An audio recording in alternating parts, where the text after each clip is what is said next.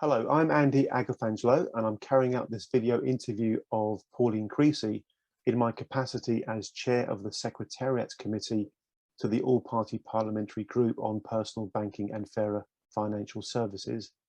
I am also, however, the founder of the Transparency Task Force, which acts as the Secretariat to the APPG.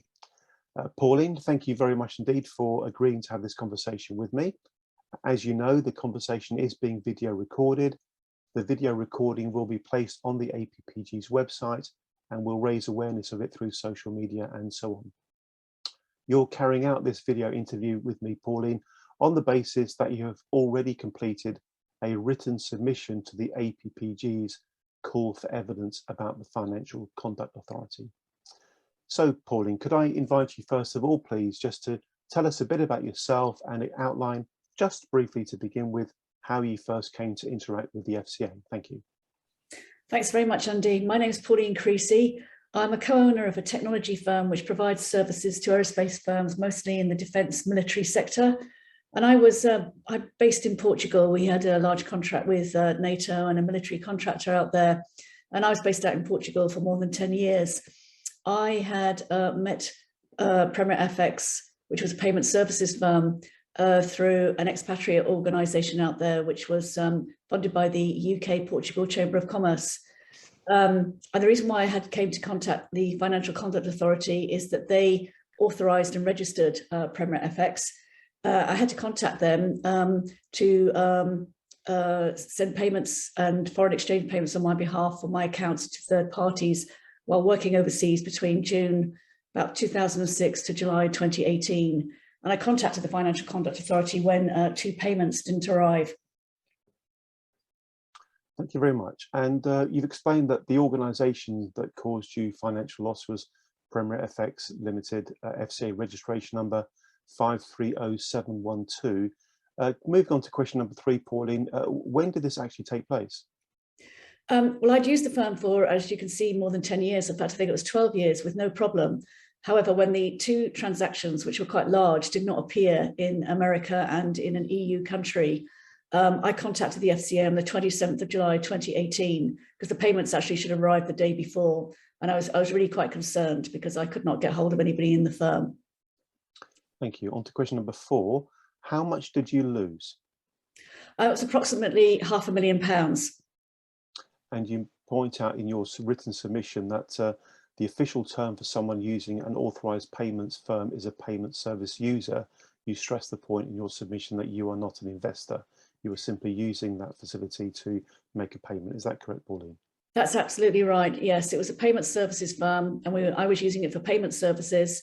We didn't realise that it was offering some services which it had not been authorised for. I assumed that because I've been running for 12 years and was backed by a number of official people, including the FCA and HMRC, that it would be regularly checked. So you're absolutely right. We were not investors. We weren't taking a risk. We were payment service users.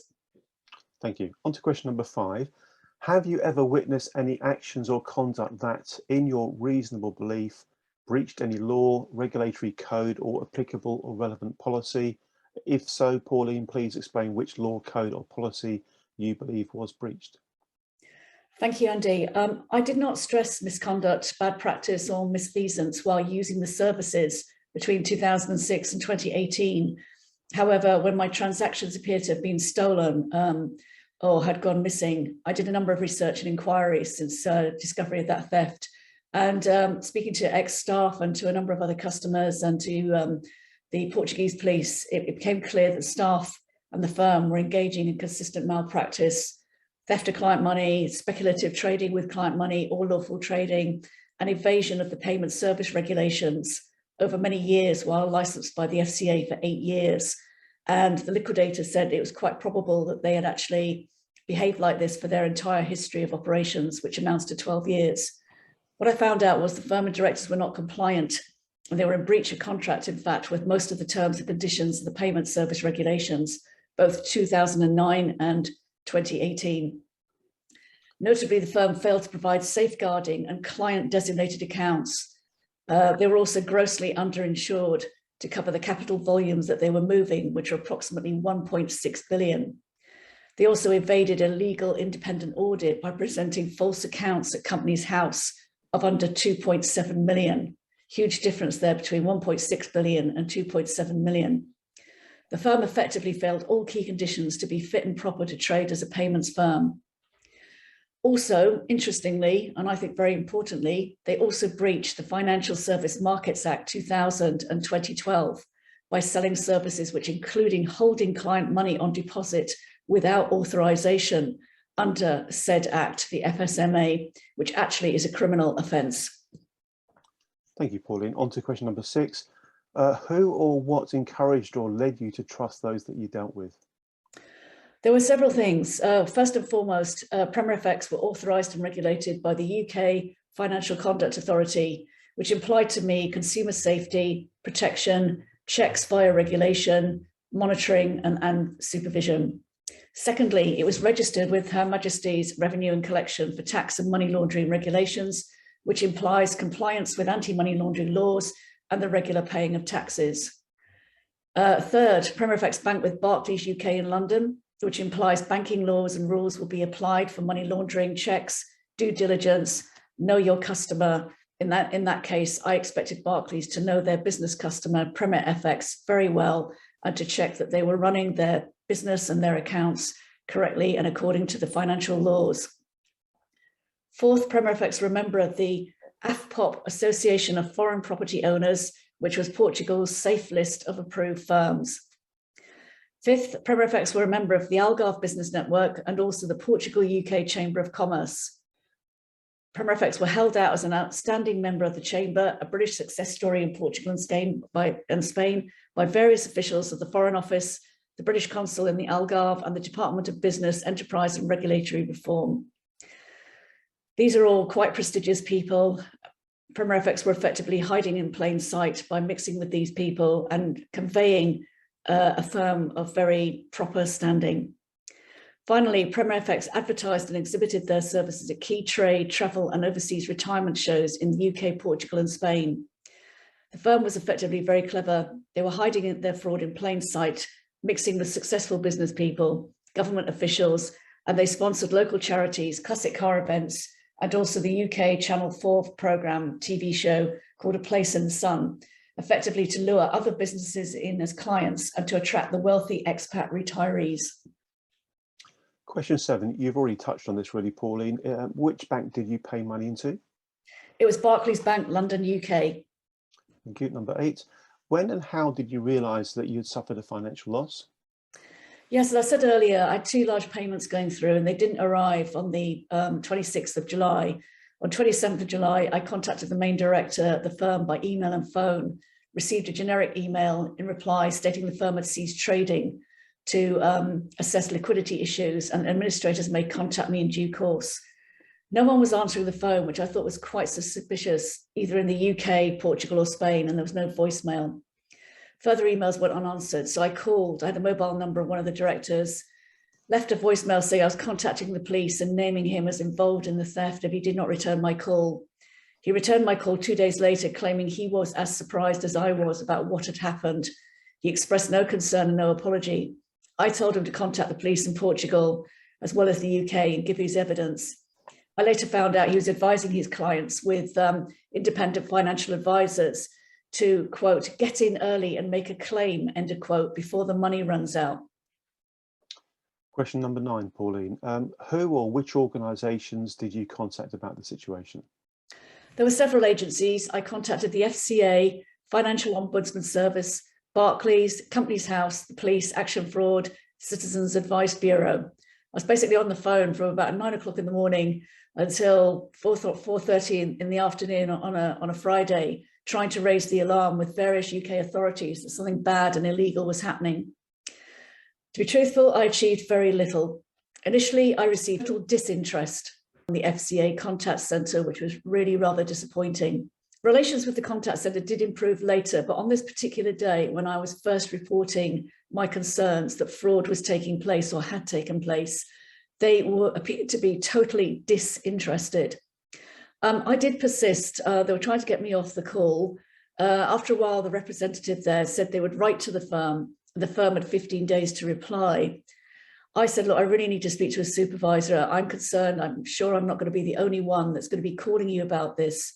Spoke to the supervisor, and at my insistence, they went and made some inquiries and phoned me back.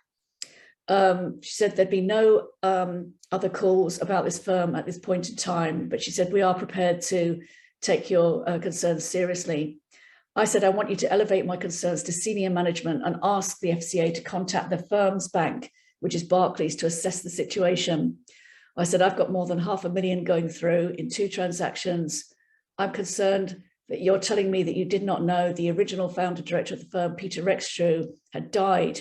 When I spoke to the FCA, they still had him down as the main director, as the owner of the firm. And in fact, he had died on the 16th of June. At this point, it was 8 weeks later. I said, there've been 2 new directors running the firm from the 18th of June. Also, the firm had been reauthorized by the FCA on the 23rd of May, 2018. And I was concerned as to why the FCA had not spotted that there might be problems with the firm on liquidity issues, and why 8 weeks later, I was experiencing these bad problems. I was not given a reference number for my call.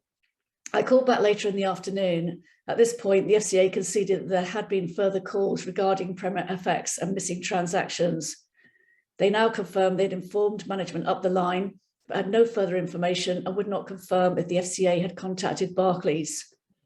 The only advice that they gave, if you can call it advice, was to check the FCA website to see if any notices were published on the firm. At this point, there were no warnings about the firm, and it was still on the FCA register as a legitimate authorized payment institution, which I found totally astonishing. And I said to them, people are going to go to the register and still think that this is a legitimate trading firm. I said, I've received an email saying they're no longer trading, so more money is going to get lost if anyone sends any payment transactions. In fact, the firm's status did not change on the register until the 10th of August, which is more than 10 days later, when the FCA put the firm into administration by emergency measure. Further payments were in fact made to the firm during that time, and in fact continued until December 2018, when the firm entered liquidation. Thank you. Question number 10, Pauline, you've already covered this, but just for the record, was the organisation that you dealt with authorised by the FCA? Yes, it was. And number 11, if it was authorised by the FCA, which it was, did you consider this to be important, and if so, why? Yes, I originally thought it held significant importance, and indeed it should. The UK is a leading economy in the world, and its regulator, the Financial Conduct Authority, is held in high esteem by other countries' financial authorities. I believe throughout my professional and business life that the FCA registration and authorization brought active regulation in terms of checking firms, verification, monitoring, supervision. Anything to do with money is a risk, and it has to be properly protected, as there are always criminally minded individuals and organizations seeking ways to steal and make easy profits from taking what isn't theirs from the more law-abiding citizens. I'm going to ask question 12 anyway, even though it might initially appear not relevant to you. The question is, if the organisation was not authorised by the FCA, did you contact the FCA or any other UK authority to tell them about the fraud and theft? And if so, what was their response? Yes, Premier FX was authorised by the FCA. However, I also contacted Barclays Bank, which was the firm's banker. I also contacted the Financial Ombudsman Service, Action Fraud, who are the police agency for reporting fraud or financial crime. I also contacted the UK Government Insolvency Service, Citizens Advice Bureau, and also Companies House. I should say Barclays did speak to me twice, actually, for more than 60 minutes on that fateful day, the 27th of July.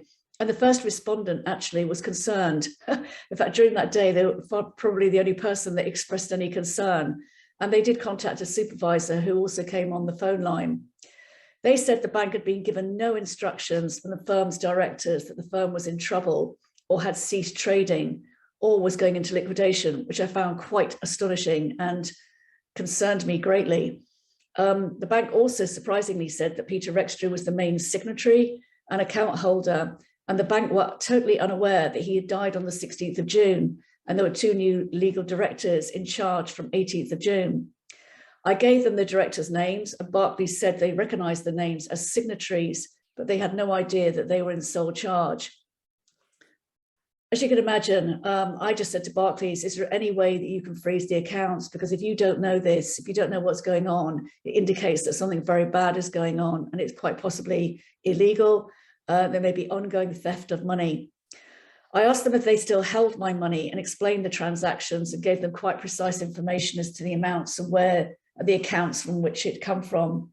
Alarmingly, Barclays said they got no way of tracking my payments, even though I was giving very precise information. And I listed many transactions that I'd made, sending my money from the same two accounts to Barclays, to the Premier FX accounts at Barclays for more than 10 years. They said, well, it wasn't their business to actually check on how Premier was managing its clients' monies. I asked if there were client designated accounts. And I said, surely a regular customer like myself, the bank would be able to see my payments in and out. At this point, the bank did become more evasive and said they could not discuss it with me as I was not an authorised signatory. And again, made a mistake, said I had to contact Peter Regstrew. I said, well, Peter Regstrew may be the main signatory, but I have been told that he has died. And whether he's died allegedly or otherwise, he can't be reached. And this is why I'm calling you to find out where my money is. I then asked them to contact the Financial Conduct Authority and said I believed the bank should freeze the accounts until the bank and the FCA could agree on what was going on. If you had dialogue with the FCA, did the FCA contact or customer centre take your report and give you any advice? The FCA were quite reluctant to take my report. I was trying to report basically malfeasance, unlawful activity. They were of the view that I had to write to the firm. And I said, well, given that nobody is answering the phones or email, I don't think anything's going to happen. I had to reiterate my concern and that I wanted the FCA to take my report. Overall, I felt like they were regarding me as rather stupid and a bit of a nuisance. The representative kept telling me to contact the firm and that it was nothing really to do with the FCA, who, quote, don't really deal with the public, end of quote. And then she continued to say the FCA really represents the firms who are registered with them. So I said, what happens when said firm who is registered with you appears to be committing a crime and stealing clients' money? You are the conduct authority. Aren't you concerned about their conduct? Make a complaint to the Financial Ombudsman Service, was the reply. If they think it is serious, they will contact the FCA. There was no mention made by this representative about reporting the matter to Action Fraud. I then did actually contact FOSS, the Financial Ombudsman Service, who were concerned a little bit, and they said they recognised it may be a big event with many people calling in to complain about financial fraud. However, all FOSS could do is contact the firm's directors, who again had 15 days to respond. In my view, this was completely useless if a crime is in progress or the directors have gone missing. As it turned out, I was actually given some serious misinformation by both the FCA and the Financial Ombudsman Service, because FOSS took my report, sent it to me to sign, which I guess is all taxpayers' money, as a complaint about the firm. 30 days later, they rejected my complaint because the firm had ceased trading and FOSS could only deal with active firms. What I explained when I rang in, both to the FCA and to FOSS, that Premier FX had put out a notice saying that they had ceased trading. You could not really make it up as how bad these phone calls were with the UK authorities on this day, 27th of July. I subsequently sent in a complaint about FOSS, which was also rejected as it was not sent within the correct time period. I then wrote to the Financial Ombudsman CEO about the bad service and the way that the FOSS and FCA were basically batting victims back and forth, but between themselves, and not really doing anything to help me at all. In summary, I was gaining a rather overwhelming feeling that nobody wanted to help as far as financial crime was concerned. In terms of my comment about the advice received from the Financial Conduct Authority, their advice basically was to contact someone else in the Financial Ombudsman Service. This was bad and false information, as the firm had already ceased trading and FOSS only deal with live firms.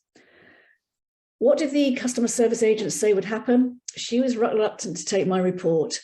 As I said before, I had to insist on speaking to a team leader, supervisor, who did agree after a 45-minute call to elevate the matter to senior management. I was not given a reference number. However, when I called again, it was apparent my first call had been logged and I was treated as a returning complaint. I would say the responses from the contact centre and the supervisors hub at the FCA since my initial report on 27th of July 2018 have improved. In fact, it's like night and day. I've asked the contact centre for information on other payment firms and they took my inquiry and came back to me with good information.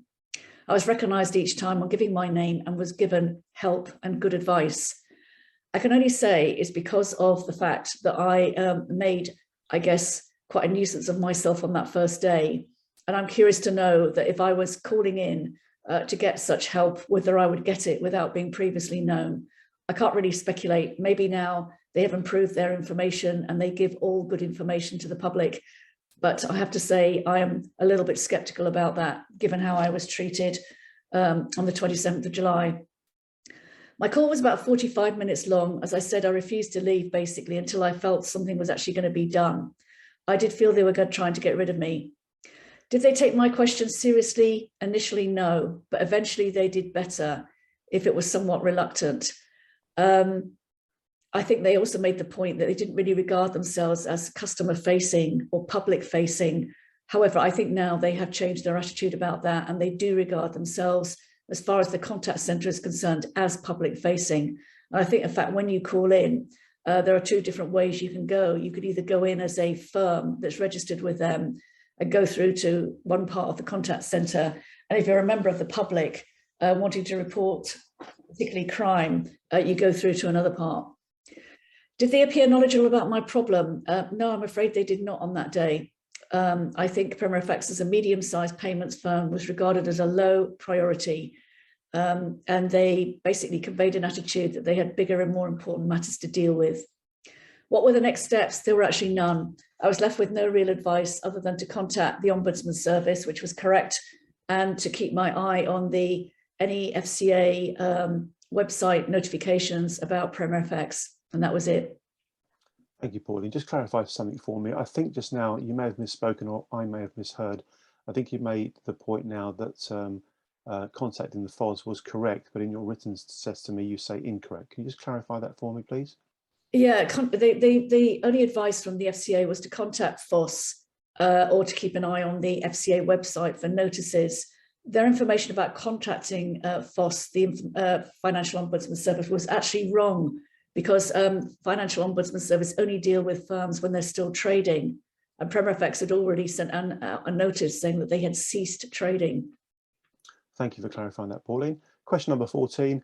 If applicable, how long was it after making your report to the FCA before you heard something about your situation? And if you recall, who contacted you? Nobody actually contacted me from the FCA. I kept contacting them in order to make them take the matter more seriously. And also through social media and Facebook, my daughter tracked down some other Premier FX clients who'd had their money go missing. And then I and another client who is actually 79 years old, and she'd had £249,000 stolen when selling her home in Portugal. We managed between the two of us to start an email dialogue with Andrew Bailey, who was the CEO of the FCA at the time. And we were asking really how authorised payment institutions were supposed to work. He actually replied, and we then asked him for a meeting to discuss it further, and he gave us an invite and we went to see him in November 2018. I believe if we'd not done this and made it personal, I'm not sure a full investigation would have been done either by the FCA nor Barclays. Question number 15, Pauline. Were updates provided? If so, how regular were they and how were they communicated? The only updates that were provided were via the FCA website, and it was via a number of public statements or press releases that the FCA made about Premier FX. The first one appeared on the 13th of August 2018, saying Premier FX had been put into administration by the FCA's court order as an emergency measure. It said criminal activity was suspected and provided contact details for the administrators. This was not updated until nearly 6 months later, January 2019, and this was a minor update to say the firm was now in liquidation and gave contact details for any new claimants to contact the liquidators.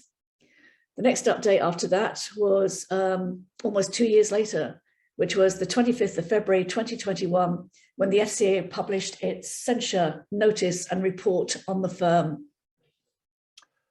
Thank you. Question number 16, a few parts of this. Did the FCA advise you about the FCA complaint scheme if you were not satisfied with how they regulated the firm who stole your money, and or you were not satisfied with how the FCA treated you after you reported the crime? No to both those questions. Number 17, are you aware of the Financial Regulators Complaints Commissioner who provides an independent assessment of the work of the FCA? And if yes, how did you learn about the FRCC?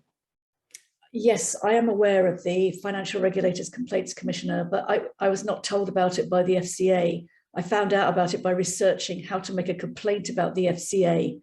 And also there'd been a mention of Anthony Townsend, who was the commissioner back in 2018-19 in the financial press. Were you advised by the FCA that you had to make a complaint to the FCA complaint scheme first and await the outcome of that complaint before making a complaint to the FRCC? No.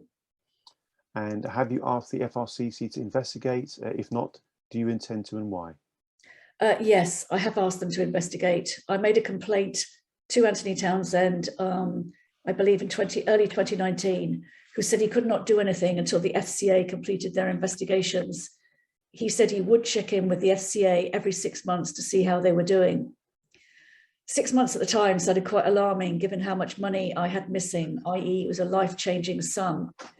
Neither I nor the other FCA Premier FX claimants that I'm aware of had ever heard any more from Mr. Townsend. After 18 months had gone by, I contacted him again and he said he would look into it.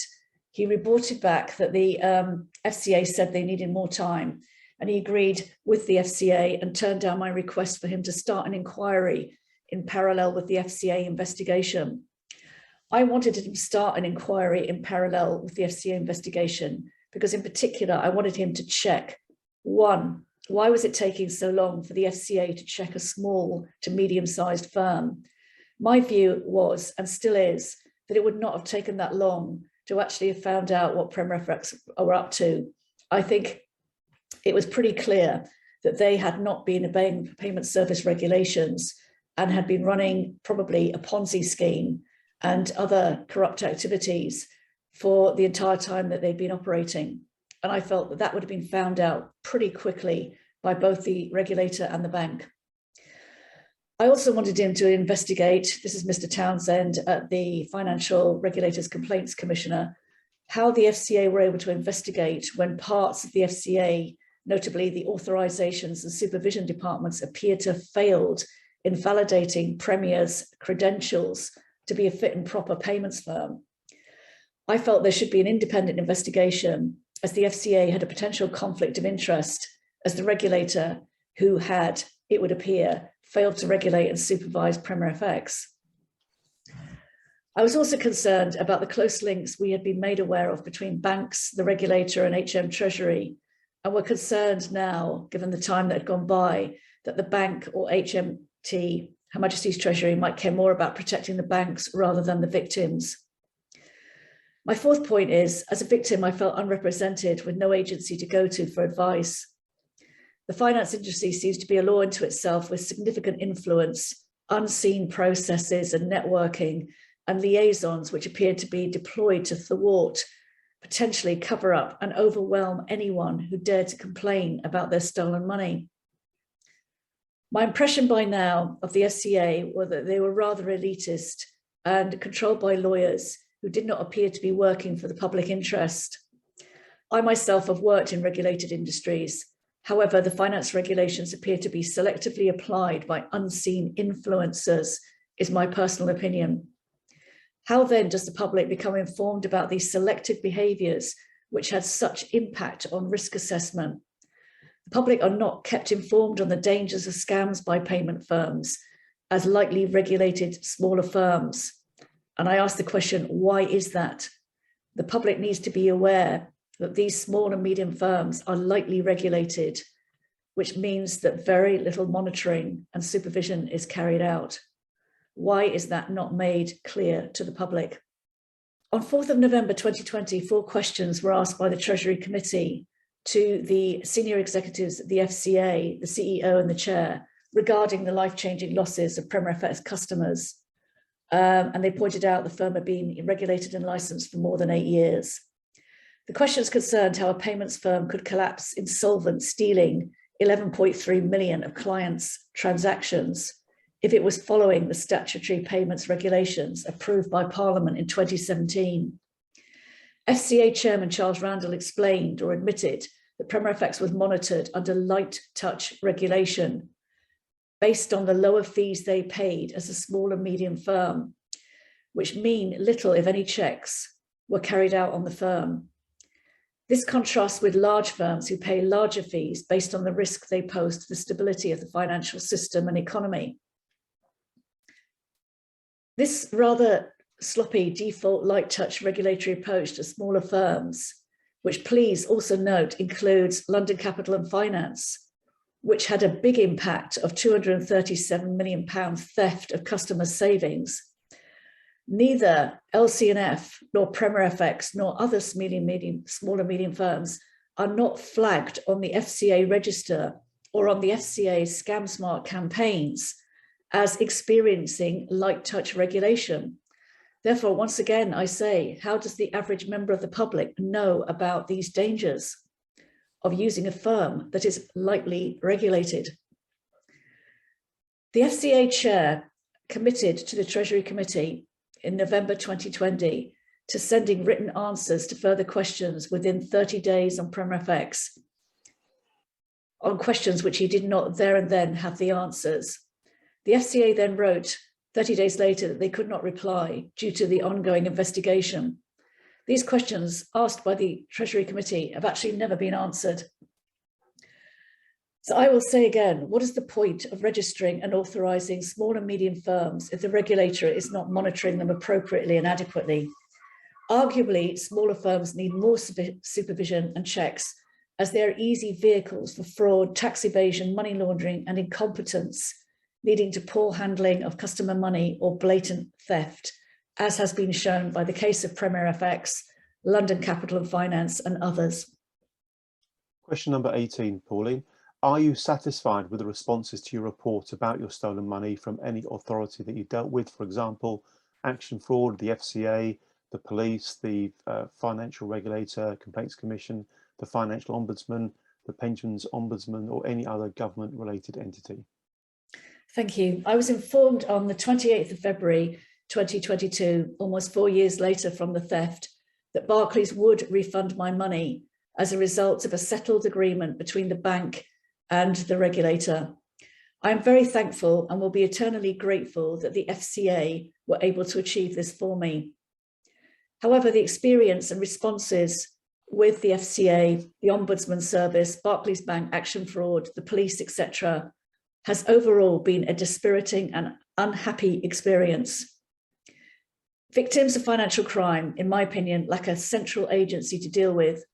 Action Fraud are a customer help desk for sending crime reports only.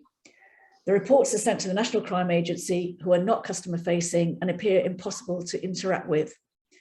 Surrey Police, who were sent the Premier FX case to investigate because the National Crime Agency approved it for investigation, then said they did not want to carry out an investigation due to not having the correct skills and also the cost of carrying out an international investigation. What then was the point of sending it to Surrey Police? The National Crime Agency should have sent it to the City Police or to the Serious Fraud Squad, who do have the skills. Despite my letters and other people's letters to the Home Office and complaints to the police authorities, nothing changed, and no Premier FX director has been banned from working in financial services, nor faced any disciplinary action or criminal prosecutions. 3 out of the 4 signatories still work in financial services. 2 are working in senior roles in payment firms on the Currency Cloud platform, which is authorised by the Financial Conduct Authority. I did for 2 years participate in a liquidation committee with the FCA present from January 2020 to the 6th of April 2022. I am thankful these meetings took place. However, from August 2018 to January 2020, which is more than 18 months, I had no real idea or notion what, if anything, was being investigated or whether I would ever see my money again. I did not feel I was a real stakeholder in the FCA process. I felt I and the two other committee members were being managed, in quotes, as part of damage limitation.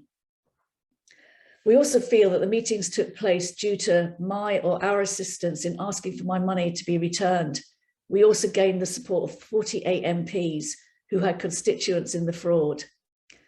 Until my MP, who was on the Treasury Committee, asked a question to Mr. Bailey on public record about the safety of his constituents' funds when working overseas and transferring money from one country to another in January 2019, I don't actually think the Premier case would have been investigated, or certainly not to the extent it has been.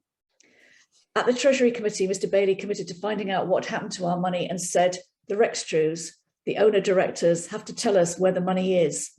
He also said, quote, there are things coming out of the woodwork from the Premier FX case, which the FCA had not expected, end of quote. On to question number 19, Pauline. Has there been a positive outcome in terms of justice, be that criminal prosecutions, fines, censure of the firm, or recovery of your money?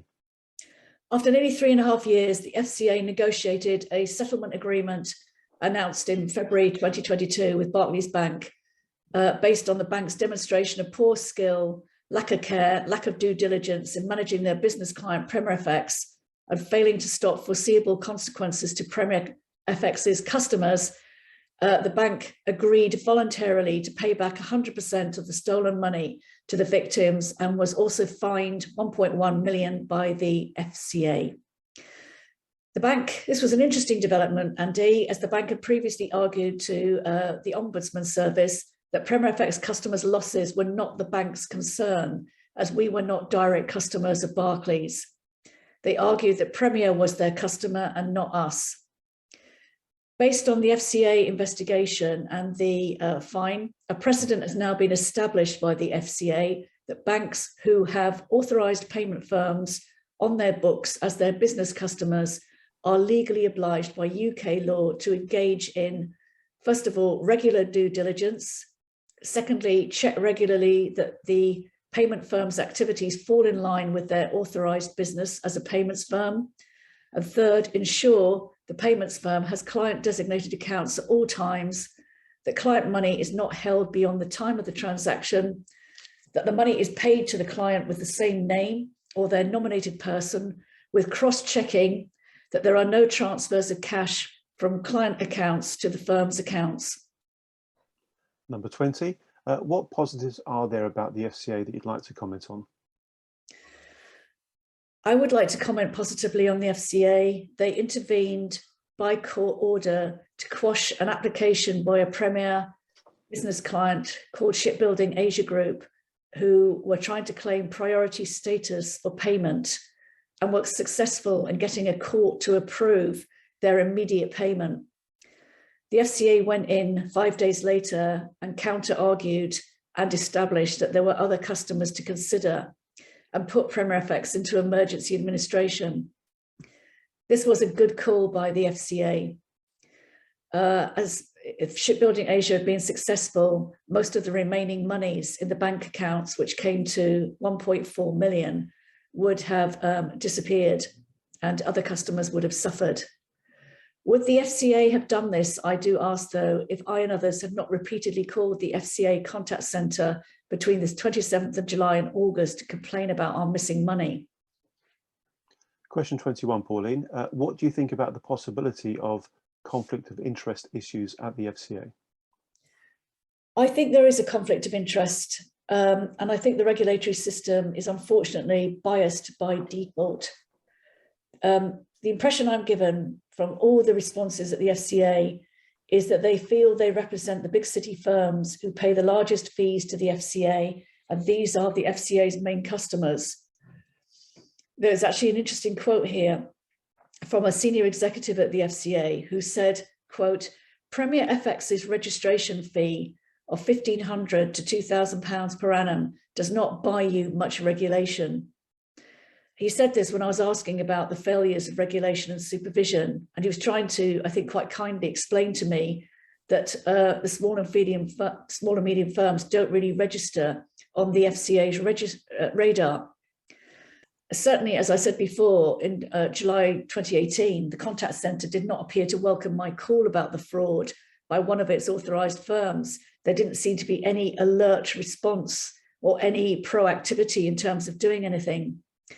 I'm of the view that if I and others had not pushed, argued and fought to be heard, we would have been forgotten quite quickly by the FCA and the liquidators who acted together and kept us at arm's length during the investigations, despite the victims providing considerable evidence, witness statements and background. In conclusion, I think really perhaps the FCA is currently set up for failure, as it appears its remit is based on the last financial crisis of 2008, when the banks and large firms had a very severe liquidity shortfall. The regulator and Her Majesty's Treasury, I suspect also, are still looking in the rear mirror and not looking at current problems and failings, in particular the rise of financial fraud and the damage it causes. Fraud is now 42% of all crime, and the crime which most affects the public. The FCA, therefore, in my view, have done a bad job in advising the Treasury and Parliament that things need to change. They are in an excellent position to see this from an insider's perspective, and instead seem to be avoiding dealing with fraud and scams by stating that they are not the only agency dealing with financial crime. My conclusion through dealing with all of these agencies, UK agencies, is that no public agency wants responsibility for financial crime. In fact, a Treasury official, a senior person, told me that no one is interested in fraud unless the government has international obligations to cooperate on an international crime.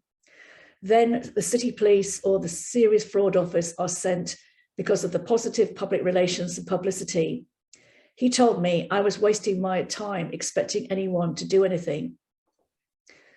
Will this now change, I ask?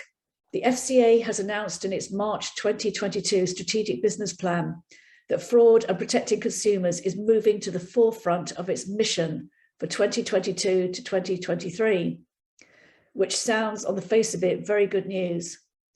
My concern, though, is that this may be a one-year tactical decision and then lost again. And my question is to the APPG inquiry and to the Treasury Committee, is Her Majesty's Treasury really backing such a change in the FCA's mission to protect customers from fraud and to be proactive in protecting customers? Question number 22, Pauline.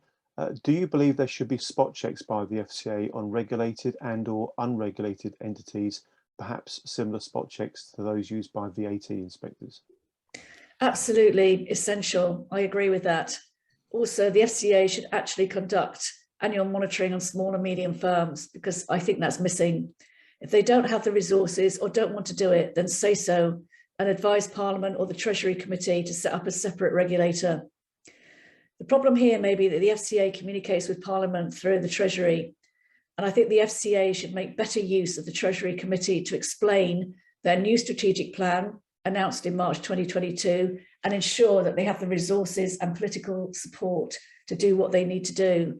In particular, they do need to regulate small and medium firms, because from what I've seen over the last 4 years, small and medium firms engage in a lot of fraud. Question number 23, Pauline. The FCA is undertaking a transformation project. Do you have any comments to make about that? I do. My comment about it is it's a big word, transformation, and I think there may be some small, possibly significant changes. Whether it will be sufficient given the small pool of revolving door expertise the Financial Conduct Authority recruits from, I am a little sceptical and concerned it will not be enough. Given the track record of the last 10 years when the FCA evolved from the Financial Services Authority, I'm concerned the transformation may be limited to rearranging the furniture by senior people, all of whom mostly come from the same pool of Treasury officials, city banks and lawyer firm backgrounds. And these people have failed to perform well in terms of protecting the public to date. I don't dispute the fact that they've performed well, perhaps in preventing another 2008 crisis and ensuring that the big banks stay liquid, but I don't think they're performing well in protecting the general public. I hope and trust it's better than this, and change is calibrated and properly measured, and things will change. As I said, transformation is a big word and a large task for the FCA to manage without outside help. If help is allowed, in my view, it should not be from the magic circle. On to question number 24, Pauline. Are there any other comments that you would like to make? Yes, just quickly, I'd like to say I've become aware recently of some lobbying that is going on by UK Finance. UK Finance is a trade body of which Barclays is a member, and they are lobbying literally as we speak for faster authorization of payment firms, currently running at 18 applications a month to the FCA. This, in my view, is dangerous, as ineffective light touch authorization by the FCA, followed by poor supervision by bank and regulator, is what allowed fraudster firm Premier FX to operate unlawfully as an authorized payments firm for 12 years. UK Finance are paying no heed to the lessons that should be learned from the Premier FX fraud fiasco, nor to the many insolvencies of payment firms since 2018, when the new payment service regulations came in to force. The banks want more APIs, that's authorized payment institutions, to be approved by the FCA because of the revenue they bring to banks. But the harm to the public is huge when these firms do not behave well. UK Finance and banks are not doing anything to mitigate this danger. Once again, I suspect it will be reactive enforcement if you're lucky. The FCA now have the new precedent on the banks, but it won't stop the fraud happening in the first place. It won't stop people's money being stolen, and most victims never get their money back. The banks, on the other hand, regard the applications as a great way of getting new business clients. And I suspect that even though they may have to pay some of the money back like they had to do with us, they will discount it as simply the cost of doing business. I got my money back because I kept asking and kept providing evidence they couldn't keep ignoring. Most victims don't get their money back. We're obliged to use payment firms for foreign exchange transactions, whether you're going on holiday or whether you're working overseas or if you decide to retire abroad. It is not a small industry. Therefore, I would reiterate that payment firms are not regulated safely for the public. There is a damaging ravine, politely referred to as a dichotomy, between light touch regulation, which financial services firms and banks want and aggressively lobby for, and putting the safety of the public first. It is almost impossible for the average person to avoid financial services, as all consumers, for the most part, are obliged to hold bank accounts, to pay bills and to receive their pay. And if they're working in an international environment, which most businesses these days are, you have to use payment firms for FX transactions. Therefore, the demand for payment services is increasing on a large scale, but FX and payment firms are not regulated appropriately nor safely. Furthermore, at the annual public meeting of the FCA in 2021, the FCA executives were calling on the public to take their cash and invest it in British firms. They were concerned about too much cash being held and not enough being invested. To me, this is advice which is clearly coming from the city, who are using the FCA as their representative or mouthpiece. Should the regulator be doing this, I ask? The FCA should not be encouraging people to make investments with risk attached when they and the police have inadequate roles and responses to financial crime prevention and investigation. Moreover, punishing those who do commit financial crime with force and meaning is not happening. No one in Barclays was sanctioned under the senior manager's certification regime for Premier FX failings. What is the point in the senior manager's certification regime and payment service regulations if they are not policed and enforced? Finally, in my view, there needs to be a supervisory board with statutory oversight of the FCA board, because I do not believe it's working well for consumers. This oversight board should include 2 members of the public and 2 qualified MPs with no previous careers in the city. And this oversight board should have powers to change the CEO and chair and members of the ExCo, the FCA Executive Committee, if they do not perform. As it currently stands, the FCA has been set up for failure, and this needs to be resolved, putting the public at the forefront of the regulator's protection. As I said, Andy, I've made some suggestions above during this conversation, and I welcome an opportunity if it helps to provide evidence directly to the committee. Pauline, thank you very much indeed for providing your written submission in the first place, and also following up with this video interview today. Thank you very much indeed for that. As explained, both the video and your written submission will be placed onto the APPG's website, and we'll do what we can to draw attention to it through social media and so on. Pauline Creasey, thank you very much indeed. Thank you. Thank you, Andy.